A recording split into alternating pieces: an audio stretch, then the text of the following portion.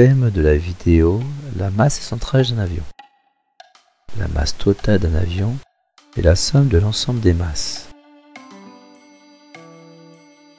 L'avion lui-même, lors de sa pesée, que l'on appellera la masse à vide. Puis, rajout de l'équipage, les prestations de service aux passagers, le lot de bord technique permanent, etc., que l'on appellera la masse en ordre d'exploitation. Operating Employee Weight, ou masse de base.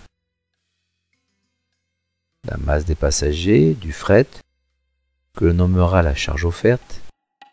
Cette masse, rajoutée à la masse en ordre d'exploitation, se nommera la masse sans carburant, la zero full weight.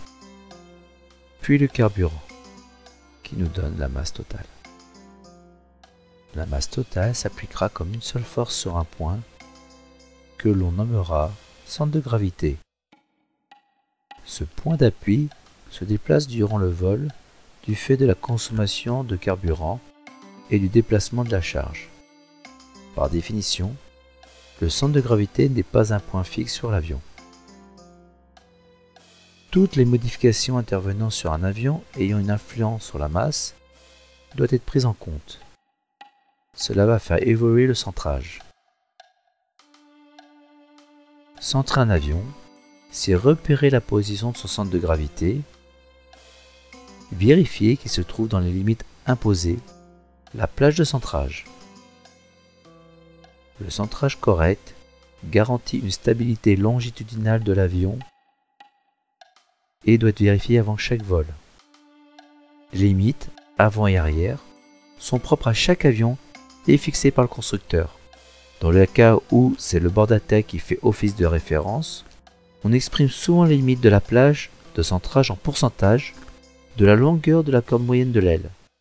Dans notre exemple, la limite est entre 20 et 36%. Maintenant, on va faire le lien entre les variations du centre de gravité, de la traînée et de la consommation carburant.